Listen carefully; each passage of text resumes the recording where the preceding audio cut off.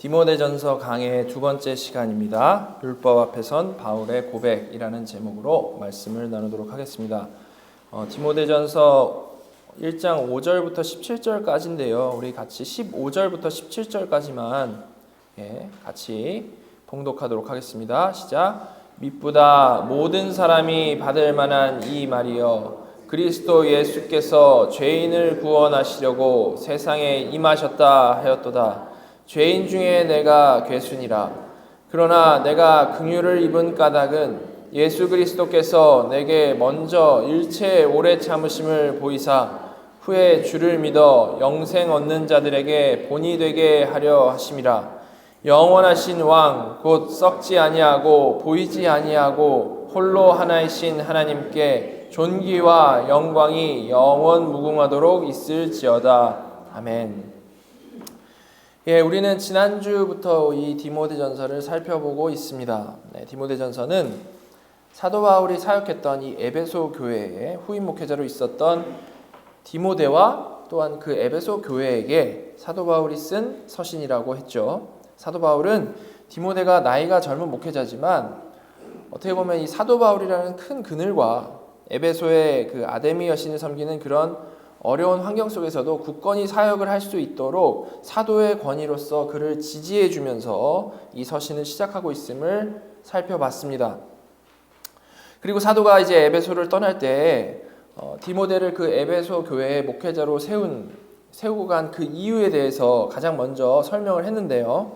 첫 번째는 복음과 다른 교훈이 전해지는 것, 어떤 다른 교훈이 전해지는 것을 막을 수 있게 하기 위해서 그를 세웠다라고 말씀을 하고 있었죠.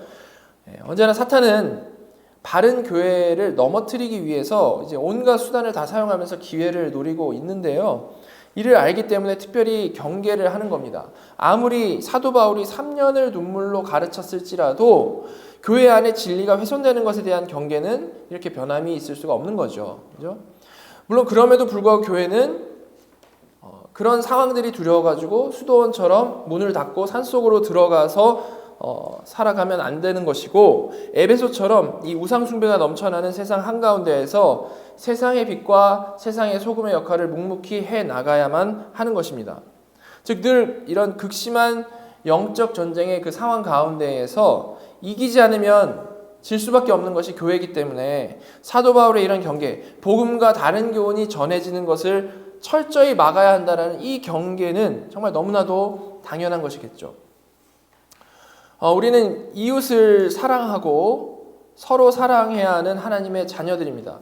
그런 자녀들로서 사람들의 죄성 가운데 어떤 일들이 일어났을 때 참아주고 용서하고 그럼에도 원수를 사랑하는 데까지 분명히 나아가야 됩니다. 그게 하나님의 자녀를 향한 분명한 뜻이겠죠. 자, 그러나 이때 우리가 헷갈리지 말아야 되는 것은, 그렇다고 해서 어떤 거짓된 진리를 전하는 사람에게까지 막연히 눈 감아주고 대충 넘어가자라는 말은 그것은 절대 아니라는 겁니다. 그것은 그냥 정말 잘못된 거죠. 그냥 대충 넘어갑시다. 그거를 이제 은혜로 넘어갑시다라는 표현을 자주 쓰는데, 진리와 관련된 문제는 그런 식으로 넘어가게 되면 안 되는 겁니다. 왜냐하면 그건 용서가 아니고 타협이기 때문에 그런 거죠. 우리는 인간의 죄성 때문에 우리와의 관계 안에 일어나는 모든 악한 상황을 참고 용서하고 오히려 그 가운데 사랑해야 마땅합니다. 그렇지만 누군가가 진리의 근간을 흔들려고 할 때는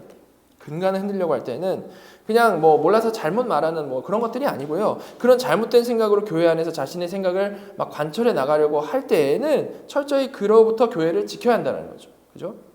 이것이 교회의 직분자들이 마땅히 해야 할 역할인 겁니다. 잘못된 진리가 들어올 때 그것을 분명히 막는 것. 그죠? 우리는 이 용서하고 사랑하는 것과 진리를 분명히 지키는 것 사이에서 헷갈리지 말아야 되는 거죠. 자, 그리고 두 번째로 사도는 디모데를 이 사람들이 신화와 족보에 끝없이 몰두하지 말게 하기 위해 세웠다라고 말씀을 했습니다. 첫 번째, 이 다른 교훈에 대한 경계는요, 말씀드린 대로 교회 안에 왜곡된 진리가 들어오는 것, 잘못된 교리에 대해서 말하는 것임에 반해서 이 신화는 에베소에 있던 그 수많은 이방 종교의 영향에 대해서 좀 더 초점을 맞춘다라고 볼 수 있는 겁니다. 기독교가 세상 가운데에서 빛과 소금으로 세상에 영향을 미쳐야 되는 건데 오히려 세상의 영향을 받아서 왜곡되고 변질되는 것에 대한 경계를 하고 있는 거죠. 사도는 이걸 막기 위해서 디모데를 세웠다라고 말씀을 하고 있는 겁니다. 그리고 이어서 족보에 몰두하는 것을 막는다라는 말씀을 하고 있는데, 이건 세상에서 너무나도 명확하게 구분되었던 출신, 계급, 교회 안에서 그런 것들이 영향을 주지 못하게 하라는 그러한 의미겠죠. 자, 정리하면 먼저 다른 교훈이 가르쳐지는 것을 경계하라는 것은 이단적인 사상, 이단적인 사상에 대한 경계를 명령을 하는 거고요. 신화와 족보에 몰두하지 말게 하라는 것은 세상의 영향을 받아가지고 변질되는 것을 경계하라는 그런 명령인 겁니다. 에베소를 떠나면서 사도는 디모데에게 이런 분명한 사명을 줬던 거죠. 자, 근데 디모데는 아마도 이 사명을요, 이제 받은 사명을 잘 감당했던 걸로 보입니다. 요한계시록에 보면 에베소 교회를 향한 편지에 이런 말씀이 있죠. 2장 2절과 3절 보시면, 내가 내 행위와 수고와 내 인내를 알고 또 악한 자들을 용납하지 아니한 것과 자칭 사도라 하되 아닌 자들을 시험하여 그의 거짓된 것을 내가 드러낸 것과 또 내가 참고 내 이름을 위하여 견디고 게으르지 아니한 것을 아노라. 사도 바울이 디모데에게 남겼던 사명은 에베소에서 이게 잘 감당되고 유지되어서 요한계시록에서 이런 칭찬을 들었던 겁니다. 역사적으로 이렇게 연결이 되고 있는 거죠. 자, 그리고 지난주에 이제 핵심 구절로 살펴봤던 5절이 이어져서 나오는데요. 자, 오늘은 이 5절부터 좀 더 자세히 생각을 좀 해보려고 합니다. 5절 보시면 이 교훈의 목적은 청결한 마음과 선한 양심과 거짓이 없는 믿음에서 나오는 사랑이거늘. 자, 여기서 이 교훈이라고 시작을 하고 있는데, 지난주에 살펴본 것보다 좀 더 자세히 말씀드리면 1차적으로는 앞서서 사도 바울이 명한 것에 대한 것이겠죠. 이 교훈이니까요. 그죠? 그게 뭡니까? 앞서서 명한 것. 조금 전에 살펴본 어떤 사람들을 명해서 다른 교훈을 가르치지 말게 하고 신화와 끝없는 족보에 몰두하지 말라고 한 그 명한 거죠. 그죠? 즉, 이 교훈이라는 것은 잘못된 것들에 휘둘려 가지고 교회가 잘못된 방향으로 가는 것을 막으라는 명령입니다. 그죠? 근데 물론 뭐 당연히 막기만 하면 되는 게 디모데의 사명이 아니겠죠. 그죠? 막는 것과 동시에 당연히 바른 진리를 가르치는 게 더 중요하겠고, 사도도 당연히 그런 말을 한 것일 겁니다. 그래서 이걸 이제 의역을 하면 5절에서 이 교훈이라는 것은 교회를 온전히 세우기 위해서 방어하고 또한 세우는 그런 모든 것, 즉 잘못된 생각들을 잘 필터링하는 중에 바른 율법을 가르치고 바른 복음을 가르치는 것이 그 교훈의 전체적인 내용이겠구나라고 우리가 생각을 해볼 수가 있는 겁니다. 근데 그런 교훈을 주는 데 있어서 결론적으로 바라보게 하는 목적이 뭐냐고 이제 말씀을 하는 겁니까? 목적이요. 그것이 바로 5절의 내용, 청결한 마음, 선한 양심, 그리고 거짓이 없는 믿음에서 나오는 사랑이다. 이게 목적이다라고 말씀을 하는 거죠. 이렇게 목회자로서 디모데가, 그리고 에베소 교인들이 잘못된 것에 휩쓸리지 않고 바른 교훈을 듣고 정도에 나아가게 되면 경험하게 되고 자라나게 될 목적지가 이렇게 분명하다라는 겁니다. 자, 근데 그런 모든 교회가요, 뭐 다 그렇게 잘못된 것에 휩쓸리지 않고 바른 교훈을 듣고 정도로 나아가는 것, 이게 모든 교회에서 잘 이루어지는 것이겠습니까? 그렇지가 못하죠. 왜냐하면 애초에 가르치는 자가 복음을 모르기 때문에 그렇고요. 또한 사탄의 유혹에 매우 심하기 때문에, 언제나 사탄의 유혹은 매우 심하기 때문에 그렇지를 못한 겁니다. 자, 이를 이제 사도 바울은 이어서 이제 얘기를 하는데 6절 보시면, 사람들이 이에서 벗어나 헛된 말에 빠져. 예. 사람들이 이에서 벗어났다고 했죠. 어디서 벗어난다라는 겁니까? 이 교훈의 목적, 5절이 말하는 그 목적에 도달하는 그 정도를 걷는 길을 잘 걸어야 되는데 거기서 벗어난다라는 거죠. 다시 말해서 진정한 율법, 진정한 복음에 사로잡혀가지고 정도를 잘 걸어야 되는데 그러지를 못하고 수많은 사람들이 헛된 말에 빠진다라는 겁니다. 제가 지난주에 말씀드린 대로 사람들이 그렇게 헛된 말에 빠지는 이유는 어떤 그런 사람들이 악한 의도를 막 가지고 있어서라기보다는 사실 거듭나지 않았기 때문에, 사실 모르기 때문에 빠지는 거죠.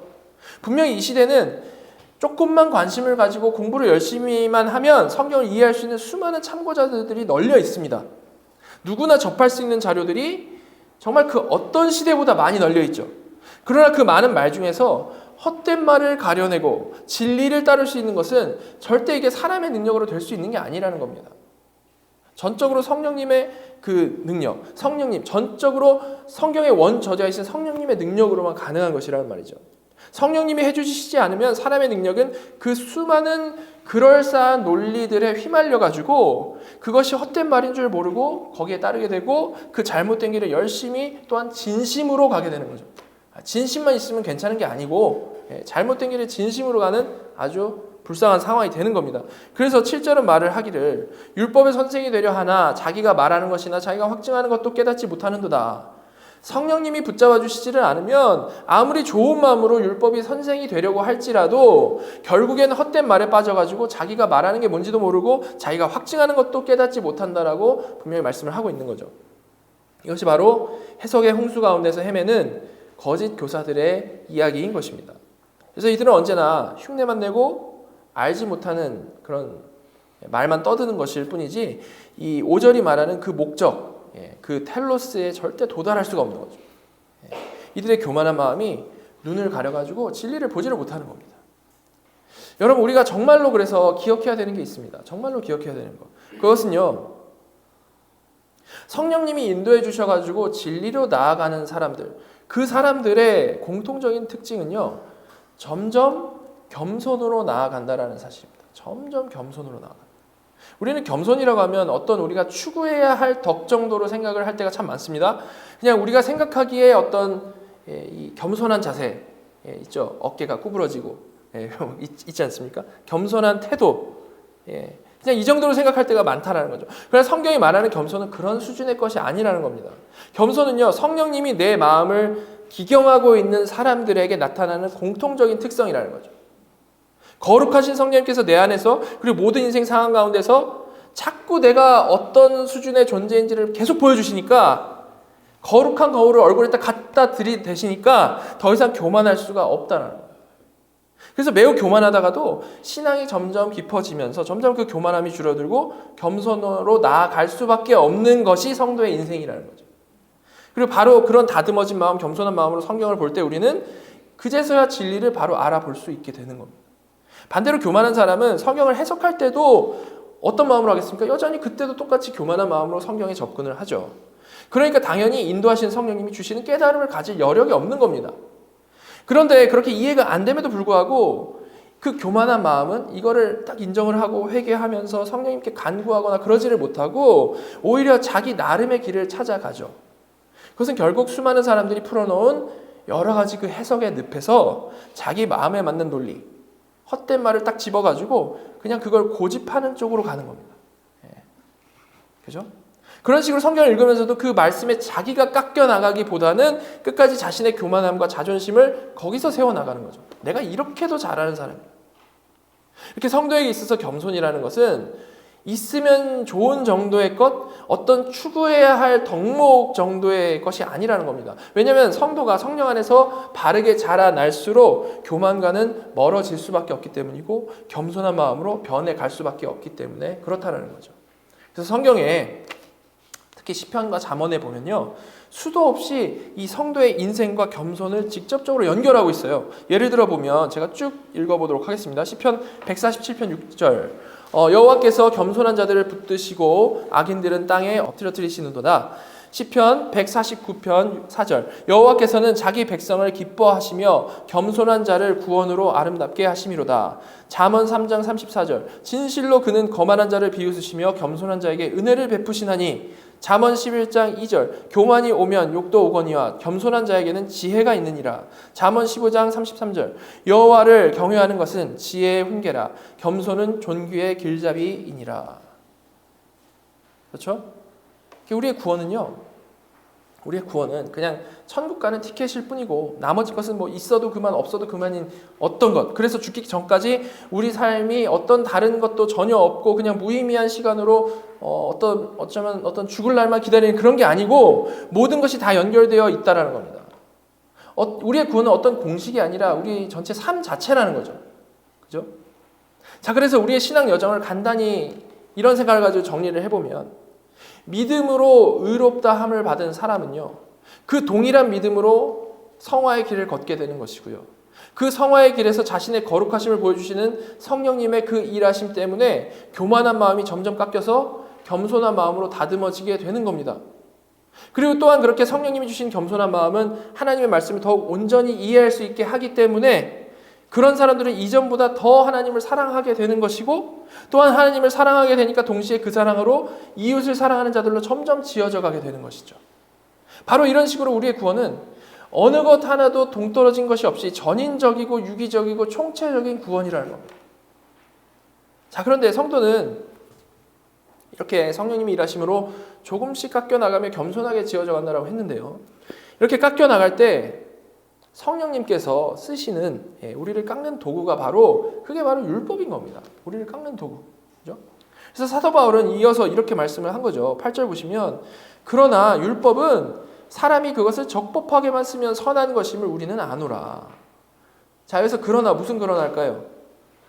그 율법, 그 앞선 내용이지 않겠습니까? 그 율법 선생들은 그렇게 헛된 말에만 매달려 있으나, 원뜻을 모르고 헛된 말에만 빠져 있으나, 그러나겠죠. 그죠?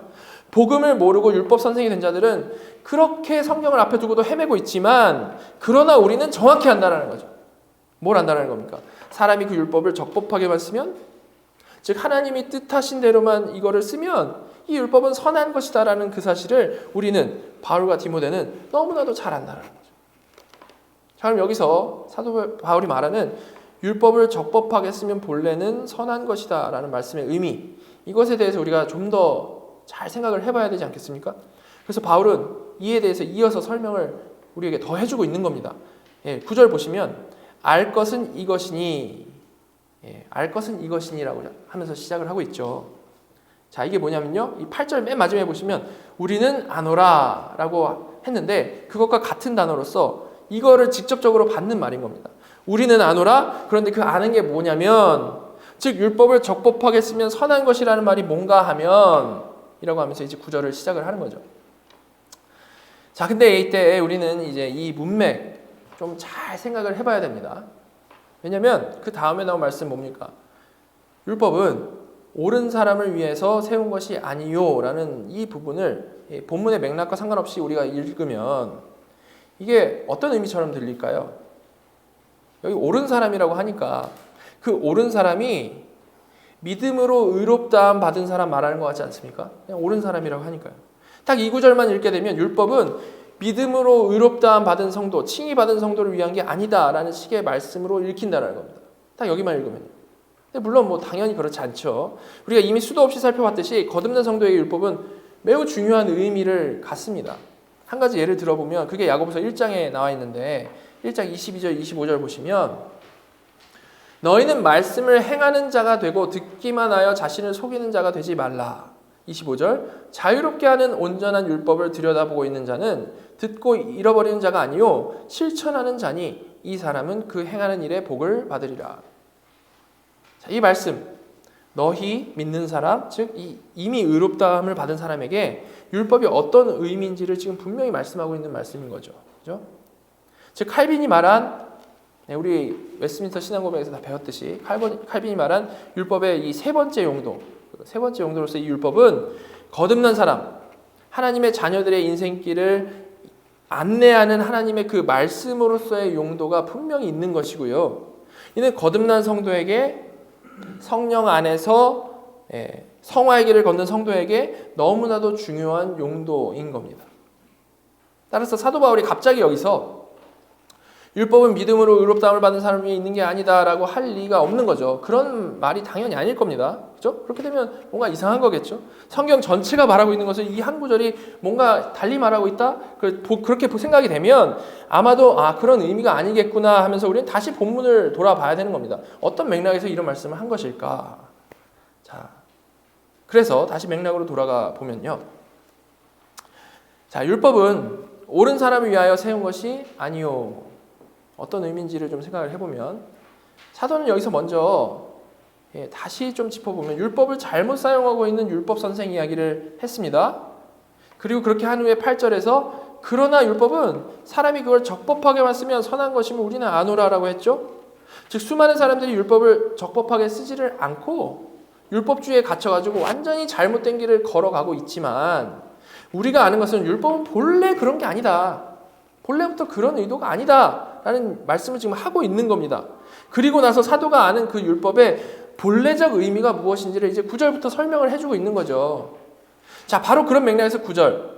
율법은 옳은 사람을 위하여 세운 것이 아니요라는 이 말은요. 어떤 우리가 익숙한 구원론적인 의미를 품은 것, 거듭나서 의롭게 된 사람에게 율법이 어떤 의미를 갖는지 아닌지에 대한 이야기를 하는 게 여기서는 아니고 좀 더 이게 본래적이고 좀 더 근본적인 이야기. 예. 하나님께서는 도대체 우리에게 율법을 이거 왜 주신 건지, 율법이 어떤 상황에서 주어진 것인지에 대해서 말씀하는 것으로 우리는 이거를 봐야 되는 겁니다. 이해가 되시나요? 자, 바로 이제 그런 맥락이라면 이 율법은 옳은 사람을 위해서 세운 것이 아니요. 이게 무슨 의미겠습니까? 여기서의 의미는 우리가 가진 이 율법은 원래가 하나님이 창조하실 때 하나님이 보시기에 심히 좋았던 그 아담, 전혀 문제가 없었던 그런 옳은 사람을 위해 주셨던 것이 아니라는 말씀이라는 겁니다. 사람이 창조된 그 본연의 상태에서는 이런 식의 율법이 필요 없었다라는 거죠. 물론 그때 아담도 행위 언약 아래서 하나님께 순종하는 관계에 있었던 것은 사실입니다. 그거에 대해서 제가 많이 말씀드렸죠. 그러나 우리랑 다른 것은 그때 아담은 죄를 안 지을 수 있는 상태였던 겁니다. 그냥 너무나도 당연하게 하나님께 순종하면서 살아가면 됐던 사람이었던 거죠.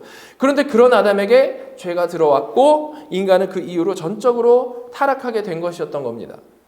자, 바울은 여기서 바로 지금 이 이야기를 하고 있는 거죠. 다시 말해서 우리가 가진 율법은 그 죄 짓기 전 아담과 같이 어떤 이렇게 명문화된 율법이 필요 없는 창조 그대로의 옳은 사람, 그 사람들을 위해서 쓰여진 게 아니고 누구를 위해 쓰여진 것이다라고 말씀하고 있습니까? 9절에서 10절까지 나오죠. 여러 가지 죄인들의 모습이 나오는데 바로 이런 죄인들을 위해서 세운 것이다 라고 말씀을 하는 겁니다. 여기에 망라된 죄인의 모습들에 대해서 신학자들이 뭐라고 하냐면 이게 십계명에 직접적으로 걸리는 예들을 쭉 이게 나열한 것이라고 설명을 하고 있습니다. 바울이 십계명을 딱 생각을 하면서 그에 위반되는 예들을 이렇게 순서대로 쭉 나열을 하고 있다는 거죠.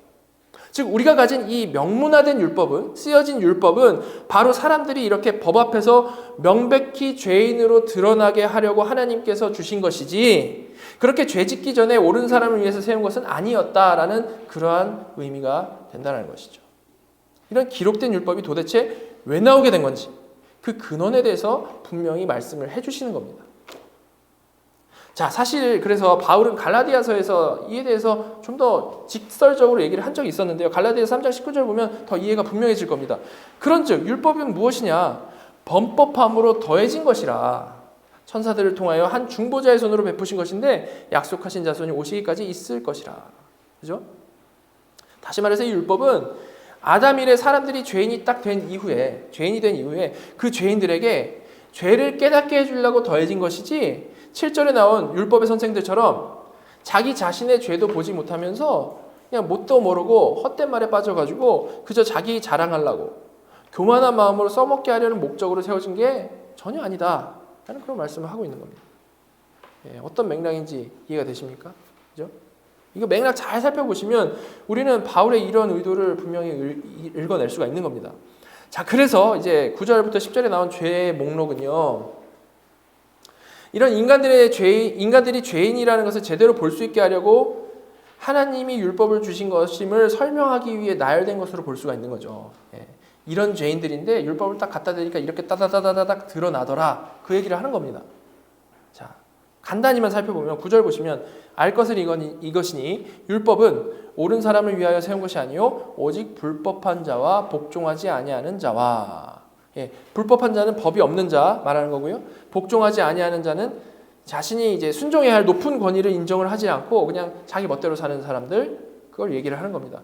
그리고 경건하지 아니한 자와 죄인과 거룩하지 아니한 자와 망령된 자와. 예, 경건하지 아니한 자, 죄인은 그냥 말 그대로 이해하시면 되고 거룩하지 아니하는 자들과 망령된 자들은요. 하나님이 원하시는 바가 있는데 그걸 대놓고 무시하는 자들로서 특히 이 망령된 자들이라는 표현이 뭐냐면 이 선을 넘는 행동을 하는 사람들에 대해서 망령된 자들이라고 얘기를 하는 거죠. 그러니까 십계명과 비교해서 생각을 해보면 하나님의 이름을 망령되이 일컫고 안식일을 어기는 그런 자들에 대한 묘사로 볼 수가 있다는 겁니다. 자, 이렇게 여기까지가 십계명의 1에서 4계명을 어기는 자들에 대한 예들로 볼 수가 있는 것이고요. 하나님 사랑과 반대 방향으로 나아가는 자들에 대한 묘사로 볼 수가 있는 거죠. 자, 그리고 이어지는 것은 이제 9절 뒷부분부터 보시면 아버지를 죽이는 자와 어머니를 죽이는 자와 살인하는 자며 음행하는 자와 남색하는 자와 인신매매하는 자와 거짓말하는 자와 거짓맹세하는 자와 기타 바른 교훈을 거스르는 자를 위함이니. 예, 십계명 순서대로 부모 궁경을 어기는 자, 살인한 자, 간음한 자 연달아 나오고 있죠. 그죠? 그리고 인신매매 뭡니까? 인신매매. 남의 것을 탐내는 행위 중에 가장 악한 모습이죠. 그죠? 탐내는 자에 대해서 이것도 얘기를 하고 있는 겁니다. 그리고 십계명의 마지막에 이제 거짓말하지 말라라고 하신 말씀에 대해서 이어서 또 말씀을 하고 있는 거죠. 이렇게 사도 바울은 자신이 죄인인지 전혀 모르는 죄인들에게 너무나도 선명히 이런 거울을 들이대는 용도로서 죄를 깨닫게 하는 용도로서 율법을 설명을 하고 있는 겁니다. 율법은 율법 선생들이 하듯이 그렇게 어떤 허황된 게 아니고 오히려 그런 자들이 자신을 돌아보게 하기 위한 용도로 쓰여진 것이다 라고 이런 식으로 말씀을 하고 있는 거죠. 그리고 이제 그 의미에 대해서 좀 더 이어서 이렇게 말씀을 합니다. 11절 보시면 이 교훈은 내게 맡기신 바 복되신 하나님의 영광의 복음을 따름이니라. 즉 이런 율법의 죄를 깨닫게 하는 용도는 그냥 이렇게 죄를 깨닫게 하는 데서 멈추는 게 아니고 복되신 하나님의 영광의 복음을 따르는 것이다. 즉 복음과 깊은 연관 가운데 있다라는 말씀을 하고 있는 거죠. 예, 아직도 이 율법과 복음을 반대되는 어떤 것 정도로 생각하는 분들이 참 많이 있습니다. 그러나 전혀 그렇지가 않은 겁니다. 이런 율법과 복음의 관계는 주님께서 아주 명확히 말씀을 해주신 바였죠. 여러 번 여러 가지로 말씀을 드렸지만 마태복음 5장 잠깐 보시면 17절부터 18절입니다. 내가 율법이나 선지자를 폐하러 온 줄로 생각하지 말라. 폐하러 온 것이 아니요 완전하게 하려 함이라. 진실로 너에게 이르노니 천지가 없어지기 전에는 율법의 1.1획도 결코 없어지지 아니하고 다 이루리라. 우리 많이 살펴봤던 구절이죠. 주님의 사역은 이렇게 율법을 끝마치시고 복음만 남기신 사역이 절대 아니고요. 오히려 십자가와 부활로 이루신 그 복음으로 율법과 선지자를 완전케 하신 것이었던 겁니다. 그래서 율법은 지금까지 윗절에 살펴본 이 죄를 깨닫게 하는 용도로 먼저 작용이 되는 것인데요. 그렇게 죄만 깨닫게 하고 끝이 아니고 복음이 이거를 딱 받아가지고 그렇게 죄를 깨달은 죄인에게 유일한 살 길을 딱 제시를 하는 겁니다. 복음이요. 복음이 그거를 딱 제시를 하고 이제 그 복음을 딱 깨달아가지고 하나님의 자녀가 된 자들은 다시 그 율법을 돌아보면서 하나님의 우리를 향한 뜻이 무엇인지를 계속해서 확인을 하는 거죠. 하나님이 우리를 향해서 이런 마음을 가지셨구나. 계속 확인하는 겁니다. 다 매우 유기적으로 연결이 되어져 있는 겁니다. 자, 사도는 이렇게 율법에 대한 바른 이해에 대해서 쭉 설명을 한 겁니다. 자, 그리고 나서 사도는 이제 우리가 올해 들어서 좀 더 집중하고자 하는 건 뭡니까? 실천. 실천에 대한 구체적인 예시를 이어서 분명히 보여주는 거죠. 자, 12절 13절 보시면 나를 능하게 하신 그리스도 예수 우리 주께 내가 감사함은 나를 충성되이 여겨 내게 직분을 맡기심이니 내가 전에는 비방자요 박해자요 폭행자였으나 도리어 긍휼을 입은 것은 내가 믿지 아니할 때에 알지 못하고 행하였음이라. 자, 지금까지 위에서 사도가 설명해온 그 내용은요, 하나님이 율법을 우리에게 주셔서 아담 이래 죄인 된 사람들이 자신을 돌아볼 수 있게 되었다라는 그 내용이었습니다. 근데 사도는 여기서, 그러니까 그 원리를 얘기한 다음에 여기서 이제 누구 이야기를 하고 있죠? 사도는 위에서 설명한 내용을요, 지금 자신에게 적용을 하면서 율법 앞에서 나의 모습은 비방자, 박해자, 폭행자였다라고 고백을 하고 이런 사실을 내가 알지 못하고 행했다라고 말씀을 하고 있는 겁니다. 즉 바울은 나는 사도라서 너희와 다르니 나에게는 사실 할 말이 없다라고 하면서 딴 사람 얘기를 한 게 아니고 먼저 언급되었던 죄인들과 자신이 전혀 다를 바가 없다는 사실을 바로 이어서 고백을 하고 있는 거죠. 나 역시 다른 율법 선생들처럼 무지해가지고 뭣도 모르고 악한 죄 짓고 살았던 그런 사람인데 이런 나를 충성되게 여겨주신 주님께서 나를 능하게 하시고 직분을 맡겨주셨다라고 그 감사함을 여기서 표현을 하고 있는 겁니다. 바울이. 그리고 이어진 14절 보시면 우리 주의 은혜가 그리스도 예수 안에 있는 믿음과 사랑과 함께 넘치도록 풍성하였도다. 그렇게 나 역시 정말 철저히 죄인이었는데 이렇게 사도로서 사역하게 된 건요, 철저히 우리 주님의 은혜였고 그리스도 안에 있는 믿음과 사랑과 함께 그 은혜가 정말 넘치도록 풍성했기 때문에 가능한 일이다라고 여기서 바울은 말씀을 하고 있는 겁니다. 그리고 이렇게 자격 없는 자신에게 큰 은혜를 내려주신 하나님의 은혜를 생각을 하면서 이런 자신을 사도로 삼아주셔서 정말 너무 감사하다라는 것뿐만이 아니고 기본적으로 구원해 주셨다라는 것이 얼마나 감사한 일인지를 또 감격에 젖어서 외치는데요. 그것이 바로 15절인 거죠. 미쁘다 모든 사람이 받을 만한 이 말이요. 그리스도 예수께서 죄인을 구원하시려고 세상에 임하셨다 하였도다. 죄인 중에 내가 괴순이라. 정말 스스로 자신이 어떤 자인지를 너무나도 잘 아는데 이런 나를 구원해 주신 하나님의 은혜, 그리스도의 오심과 십자가와 부활을 생각하니까 사도는 이 사실로 인해서 너무 감격을 한 겁니다. 그래서 미쁘다 모든 사람이 받을 만한 이 말이여라고 외친 거죠. 나 같은 죄인이 이런 큰 은혜를 받았는데 그 누가 받지 못하겠느냐. 이는 모든 사람이 받을 만한 말이다 라고 말씀하는 겁니다. 그래서 이어서 사도는 그리스도 예수께서 죄인을 구원하시려고 세상에 임하셨다라는 이 복음의 핵심을 말을 하면서 그에 이어서 그로 인해서 구원받게 된 죄인이 바로 나인데 나는 그 죄인들 중에서도 사실 괴수인 자이다라고 말씀을 하고 있는 거죠. 내가 정말 이렇게도 악한 자인데 나에게 이렇게 조건 없는 큰 은혜가 임했다라는 것에 정말로 감격하면서 외치고 있는 겁니다. 여러분 사도의 이 마음의 감격, 그 감사함, 그 찬양이 보이십니까? 그냥 어떤 예의상 하는 말, 틀에 박힌 말, 어떤 겸양 떠는 말이 아니고 정말 율법 앞에 서본 자, 정말로 율법 앞에 서본 자, 성령님의 거룩하심 앞에 자신을 제대로 돌아본 자, 그런 거룩한 사도의 외침인 것이죠. 자, 그리고 이에 더해서 말씀을 이렇게 이어갑니다. 16절. 그러나 내가 긍휼을 입은 까닭은 예수 그리스도께서 내게 먼저 일체 오래 참으심을 보이사 후에 주를 믿어 영생 얻는 자들에게 본이 되게 하려 하심이라. 철저히 나에게 어떤 대단함이 있어서 사도되는 영광을 얻게 된 게 아니고, 어떤 내가 뭐 대단한 사람이어서 그런 게 아니고, 반대로 하나님께서는 나같이 악한 사람이 사도가 되는 것을 보여주심으로 인해 가지고 이를 통해 하나님이 얼마나 오래 참으시는 하나님이신지를 보여주시는 것이라고 말씀을 하고 있는 거죠. 아무리 악한 죄인이라 할지라도 하나님의 오래 참으심의 대상에서 제외되지 않는다는 사실을, 그 사실의 본을 보여주시기 위해서 나를 세우셨다라고 말씀하고 있는 겁니다. 여러분 말씀드린 대로 거듭나서 성령님이 그 마음 가운데 정말로 일한 사람의 그 마음은요, 이렇게 귀하게 쓰임 받으면 받을수록 겸손해지는 게 당연한 겁니다. 사도 바울이 누구죠? 사도 바울이 사도들 중에서도 가장 많은 일을 한 정말 대단한 사도죠. 그렇지 않습니까? 그는 분명히 사도가 되고 나서 정말 놀라운 기적적인 일들, 정말 수많은 기적적인 일들을 일으키고 경험했던 그런 사도였고요. 예수님의 수제자인 베드로에게 직접적으로 책망한 적도 있는 사도였습니다. 그 대단한 수제자를 책망한 사도라는 거죠. 그리고 사도행전 보면 안진뱅이를 딱 고쳤을 때 그 사람들이 뭐라고 합니까? 헤르메스라고 그러죠. 신으로 경배까지 막 사람들이 했어요. 어떻습니까? 이런 모든 상황들을 봤을 때 충분히 교만해지고도 남을 만한 스펙이죠. 그렇지 않습니까? 이보다 더 완벽한 스펙이 어디 있습니까? 율법주의에 빠져 있을 때도 최고의 스펙이었지만 그 후에도 얼마나 대단하냐는 거죠.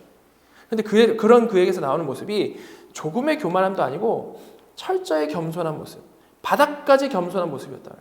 그러니까 성도의 겸손은요, 사실 마음은 교만한데 겸손해야지, 겸손한 표정하고 겸손한 태도를 보이고 겸손한 언행을 갖추는 그런 수준의 것이 아니라는 거예요. 그게 아니고 성도의 겸손은 성령님이 나란 존재를 정말 바닥까지 보여주셔가지고 그저 겸손할 수밖에 없는, 보여주셨기 때문에 어떻게 다른 방법이 없는 거예요. 죄인 중에 괴수라는 말이 그냥 너무나도 당연하게 나올 수밖에 없는 그런 것이 우리의 겸손이라는 거죠. 하나님과 가까울수록, 그 거룩하신 하나님과 가까울수록 하나님께 더 귀하게 쓰임받으면 받을수록 마음 상태가 그렇게 될 수밖에 없는 것이라는 말입니다. 정말로 하나님이 창조해 주시고 나는 흙으로 창조된 피조물에 불과하다라는 것을 우리가 깊이 알고 동의한다라면 그게 뭐 목사든 그게 뭐 사도든 그 어떤 사람이든 절대 하나님 앞에서 교만한 태도를 가질 수가 없는 거죠. 이렇게 너무나도 분명한 사실은 사람은요, 하나님을 정말로 바로 알면 알수록 절대 교만으로 갈 수 없다는 거예요. 언제나 하나님께서는 사람을 사용하실 때 철저히 부수시고요.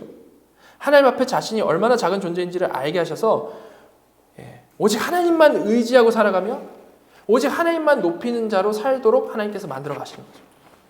그래서 바울은 가장 큰 일을 정말 많이 경험한 사도임에도 불구하고 자신을 스스로 생각했을 때, 정말 객관적으로 생각을 해봤을 때 정말로 나는 죄인의 괴수다라고 밖에는 말할 방법이 없었던 겁니다. 절대 이게 뭐 겸양적 표현이 아니고 정말 객관적으로 모든 것을 따져봤을 때 스스로에 대한 진심 어린 평가였다는 거예요. 이런 마음, 이런 바울의 마음, 그 이해가 되십니까? 자, 이렇게 완전히 부서진 마음으로 자신이 죄인의 괴수라고 고백한 사도는요, 마지막으로 이어서 이렇게 고백을 하는 겁니다. 17절입니다.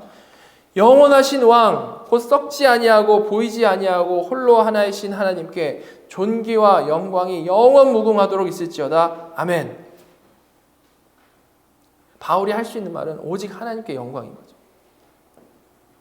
정말 나는 정말 아무것도 아닌데 정말 빈 깡통도 안 되는 그냥 흙으로 빚어진 죄인 중에 괴수일 뿐인데 그런 나에게 하나님께서 은혜 주셔가지고 이 많은 일들을 하게 하신 것을 생각을 해볼 때에 오직 그가 할 수 있었던 말은 홀로 하나이신 하나님께 존귀와 영광이 영원 무궁하도록 있을지어다. 이 감격이 우리는 공유가 돼야 되는 겁니다. 이 감격. 자, 오늘 본문을 통해서 일단 우리는 율법의 용도를 다시 한번 잘 기억을 했으면 좋겠습니다. 율법은 일단 죄로 인해 자신을 보지 못하는 우리가 자기 자신을 제대로 볼 수 있도록 비춰주는 거울과 같은 기능을 합니다. 그래서 우리가 하나님을 모를 때는 아나무인이고 악한 우리 자신인데 율법은 계속해서 그런 우리를 비춰주는 것이고요.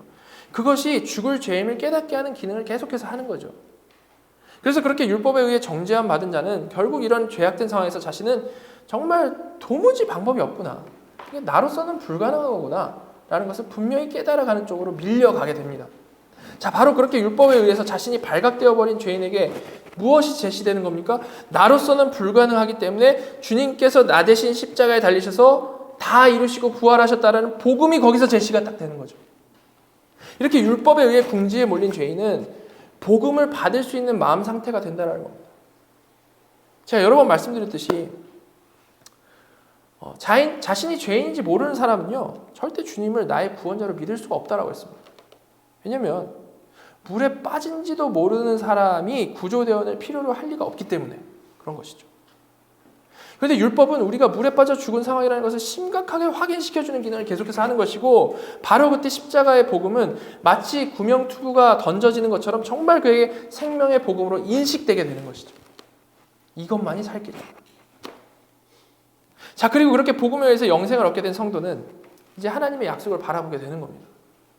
그것은 이전에 나를 궁지에 몰았던 율법을 성령님께서 주체가 성령님이십니다. 성령님께서 이제는 지킬 수 있게, 이제는 열매 맺을 수 있게 만들어내시겠다라는 그런 약속을 바라보는 거죠.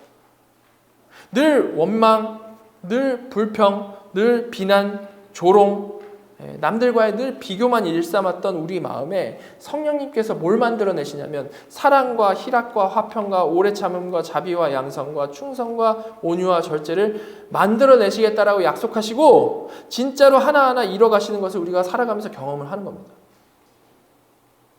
그래서 성도는 살아가면서 여전히 이기적이고 여전히 악한 자, 여전히 자녀답지 못한 나 자신의 현실이 여전히 있는데 반대로 하나님의 거룩한 약속이 또 눈앞에 보이죠. 그 사이에서 나는 안 되지만 하나님은 하실 수 있다라고 믿고 의지하는 그 믿음으로 살아가는 법을 하루하루 배워나가는 거고요. 그 가운데 조금씩 열매 맺어가면서 이미 온 하나님 나라를 누리는 자들로 조금씩 지어져 가게 되는 것입니다. 그리고 그 누림이 풍성할수록 성도는 정말 세상에서 빛으로 소금으로서 제 기능을 하는 복된 인생을 살아가게 되는 거죠. 여러분, 정말 이렇게 하나님 손에 붙들린 성도의 인생, 이미 온 하나님 나라를 살아가는 인생 가운데 교만한 마음이 자라날 수 있을까요? 물론 여전히 죄인이라서 우리 교만한 마음은 수시로 우리를 괴롭힙니다. 그죠? 그러나 사도 바울이 너무나도 생생히 증언한 대로 사람은 거룩하신 하나님과 동행하며 그 은혜를 누리면 누릴수록 오직 하나님께만 생명이 있고 사람은 그저 흙으로 만든 무익한 피조물임을 더욱 분명히 인식해 가기 때문에 이게 점점 겸손으로 수렴해 가게 되는 것이지 교만으로 자라나게 될 수 없다는 거죠. 즉 정말로 하나님과 동행하는 사람은 절대 교만한 자신의 모습을 이걸 그냥 자연스럽게 받아들이면서 그 모습 그대로 살아갈 수가 없다는 거예요. 이것이 오늘 본문에서 사도 바울의 고백, 내가 정말로 죄인 중에 괴수이다라는 그 고백을 통해서 우리가 분명히 확인하게 되는 바이죠.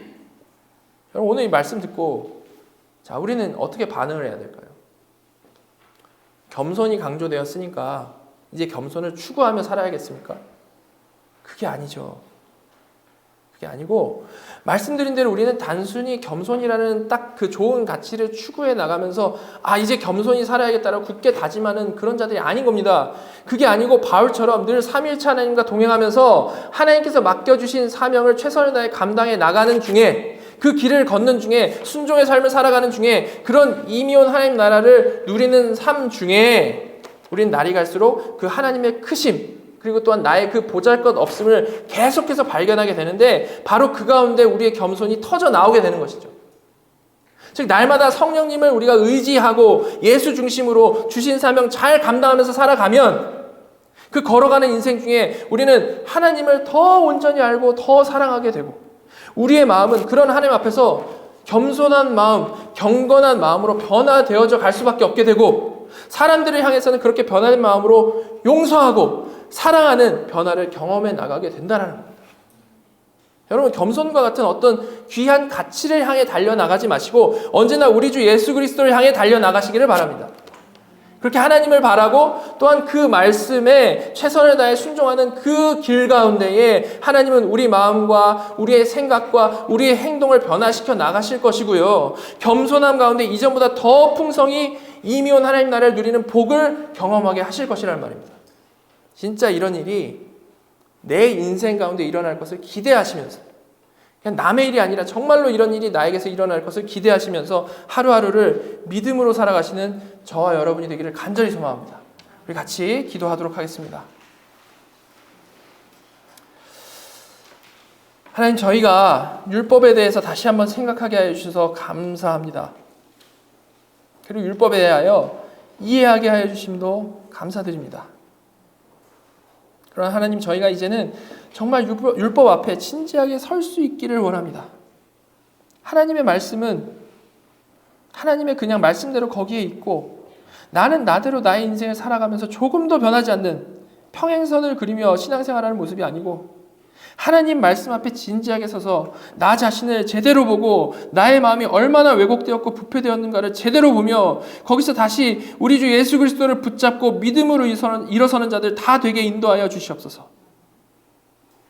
그렇게 무너지고 다시 일어서는 생명력 있는 신앙생활 그 가운데 내 안에서 열매를 맺어 가시는 성령님의 능력을 우리가 깨닫고 경험하게 하여 주시고 그래서 날이 갈수록 겸손한 모습으로 하나님을 이전보다 더 사랑하고 형제자매를 이웃을 원수를 용서하고 사랑하는 저희 모두가 되게 하여 주시옵소서.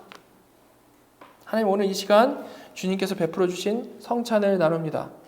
저희가 이를 통하여서 나 같은 죄인을 살리시기 위해 주께서 이렇게 찢기고 피 흘리시고 죽임당하셨다는 사실을 생각하며 정말 그에 대해서 감사하고 또한 이를 먹고 마심으로 그리스도와 연합되어서 이제는 부활하신 주님 안에서 새 소망을 가지고 이미온 하나님 나라를 살아갈 수 있도록 새 힘을 얻고 은혜를 풍성히 누리는 시간 되게 인도하여 주시옵소서. 저희 이렇게 중요한 말씀을 듣고 이해할 수 있게 해주심을 너무나도 감사드리오며 이 모든 말씀 예수 그리스도의 이름으로 감사하며 기도드렸습니다.